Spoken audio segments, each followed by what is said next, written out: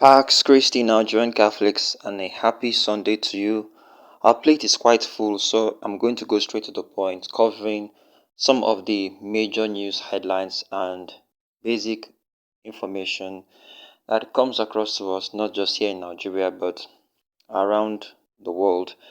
Our particular focus is across Africa, and with our focus comes this report from the Vatican informing us of a suspension of seminary formation in Congo's Wamba Diocese amid leadership crisis. Now, the Vatican Dicastery for Evangelization had suspended the formation of seminarians in a Catholic diocese called Wamba in the northeastern Democratic Republic of the Congo, citing what it called a, quote, difficult ecclesial environment that undermines proper priestly training.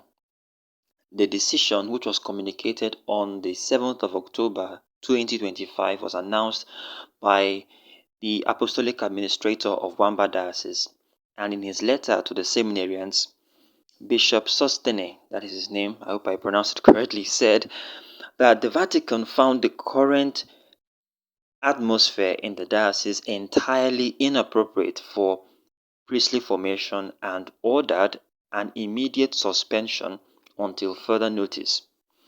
Now, the crisis stems from resistance to the appointment of Bishop Emmanuel Ngona Ngotsi as the new local ordinary earlier this year.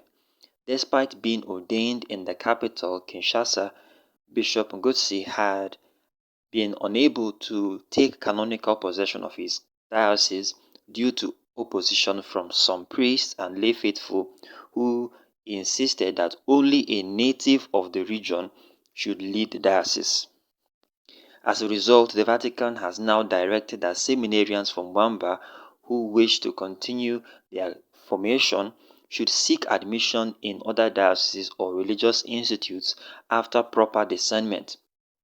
The decision affects St. Leo Minor Seminary in the country, in that particular diocese, which will suspend operations immediately.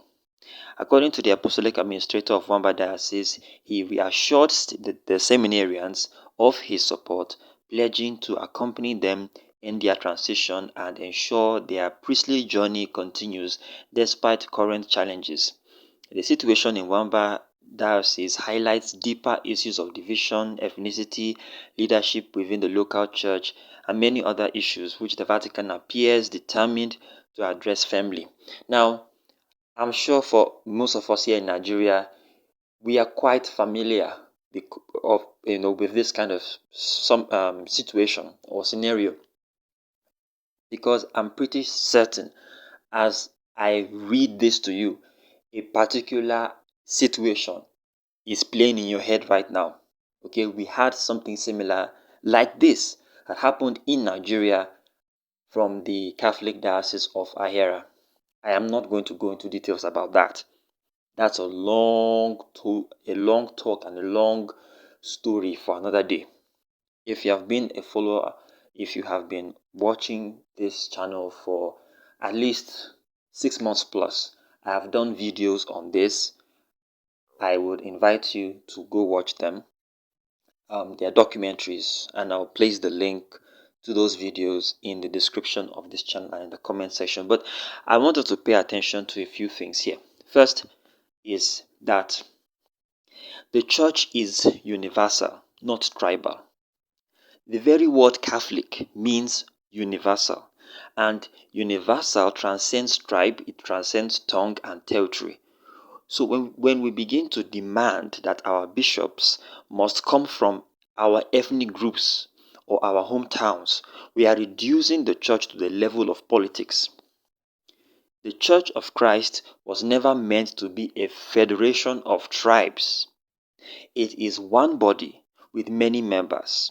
When one region says, oh, only our own can lead us, then the body begins to tear itself apart. And you know what's particularly funny about this? Is that the same Africans who reject a fellow African simply because he's not from their tribe are the ones who will pray for an African to become head of the church in Rome. Is the irony of the whole thing that really gets me. And in the Catholic tradition, bishops are not chosen by popular vote or regional loyalty. They are appointed by the Holy Father after prayer, discernment, and consultation with local clergy and the apostolic nuncio.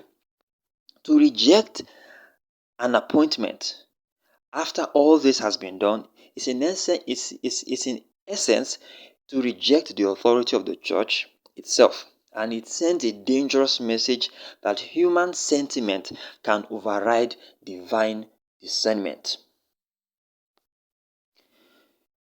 We are weakening evangelization with these kinds of news coming from especially African dioceses. A divided diocese cannot evangelize effectively. And it's very, very sad that this is happening because the seminarians in these dioceses, they have become the victims of this evil that is being perpetrated in not just this Wamba diocese, but subtly in other dioceses across Africa as well. Seminarians learn obedience, humility, and communion from the example of their elders. When priests and lay leaders are in open defiance of their bishop, what message do they send to the faithful, for God's sake? How can they preach unity when they themselves are divided? This rebellion does not strengthen faith. It doesn't.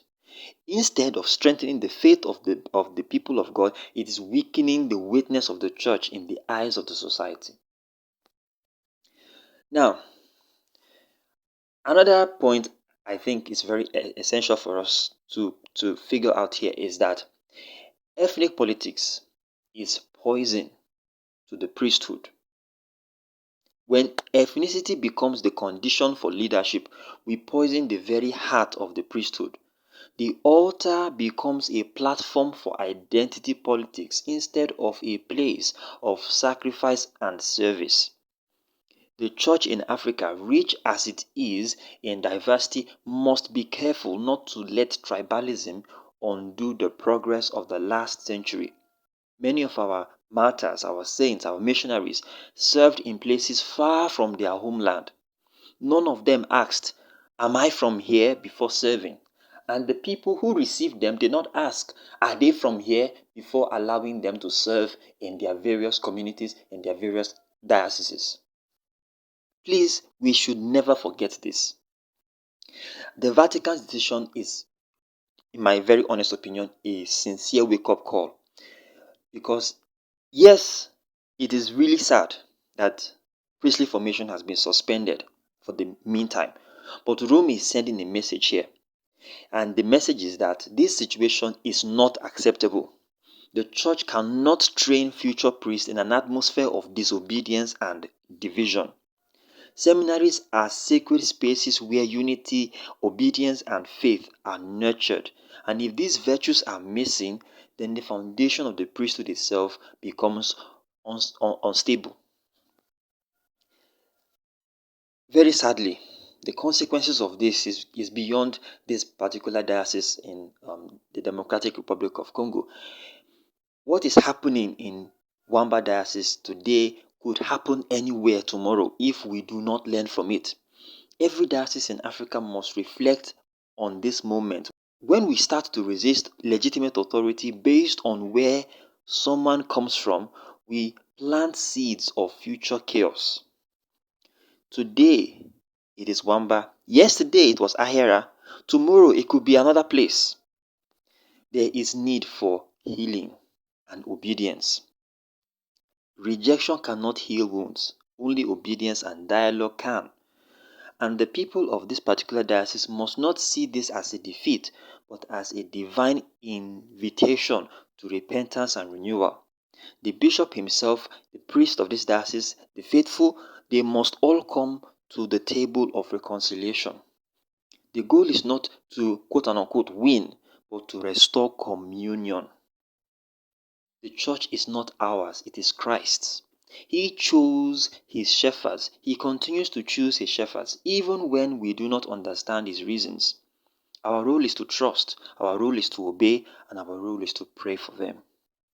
So, I'm inviting all of us to please pray for the Diocese of Wamba, for the bishop who unfortunately has been rejected by these people of his diocese who he was sent to serve, for the priests, for the seminarians, for the faithful, that they will return to unity, and that the light of the gospel will not be dimmed by the shadows of this unfortunate division that has happened in the Diocese of Wamba.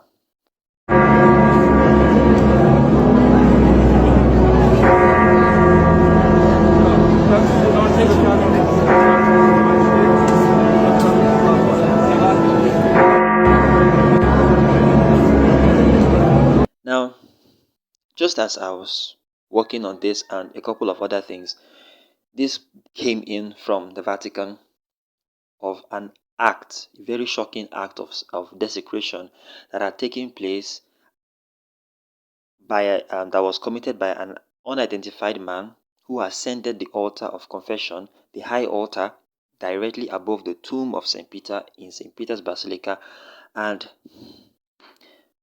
urinated there before he was taken away by Vatican security.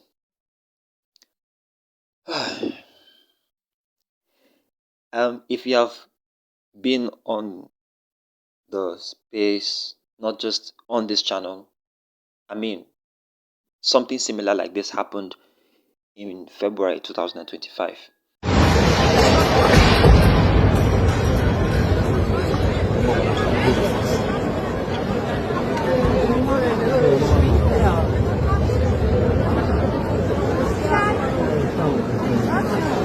Someone not just, did some very sacrilegious act close to the high altar. This man climbed the high altar and pulled down the 6 candelabras that were mounted there and attempted to tear off anything he could lay his hands on. To say that we are surprised, we are shocked, we are angered, we are saddened by this is an understatement.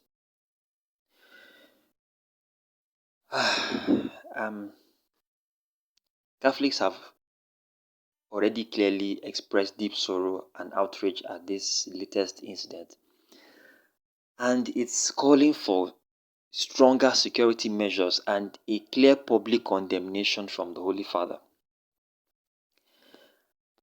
However, my brothers and sisters, this again happening at the heart of our faith, not by accident. It is clearly a deliberate act of desecration. And anybody who knows the altar of confession in St. Peter's Basilica will know that that very place, is where the first pope lies buried. This is not the first time this is happening, and it has been repeating itself over and over again. One thing we can really reflect on here is this, is that the sacred is clearly under attack. We are living in an age where almost nothing is seen as sacred anymore. People can mock what is holy, they can desecrate symbols of faith, and they call it quote unquote freedom. But when the altar of St. Peter itself, the heart of Christendom, is violated, it is telling us that this battle is not just cultural, it is spiritual. Evil is seeking to desecrate what is sacred precisely because holiness is its greatest threat. And yes, we can call for mercy. But some Catholics are asking, where is the Vatican's voice? Where is the Pope's public condemnation? And it's a fair question. The silence in moments like this can easily be misinterpreted as indifference. The faithful need reassurance and a clear word that the Church recognizes the gravity of this act and stands firm in defense of her sanctuaries. Mercy does not mean silence, and forgiveness does not mean passivity. The shepherd must sometimes speak, not only to console but also to correct. Security around these sacred spaces must definitely reflect its value. If the world protects our banks, the monuments we have, the palaces of this world, how much more should the church protect her altars? It's not a call for militarization, but for responsibility. The altar of St. Peter is not just an architectural masterpiece, it's a symbol of the faith of over 1 billion Catholics. To allow this to be repeatedly violated is to send the wrong message about what we truly value. So this is sincerely hoping that the needful is done, especially as it concerns security, so that things like this will be brought to a complete stop. The high altar is not, and this happened while Mass was going on at some other section within St. Peter's Basilica. So this is really an invitation for us to step up our game in terms of the security of our churches and especially the security at the Vatican. It's very important. Alright, thank you so much for watching. As always, I'll talk to you soon. God bless you.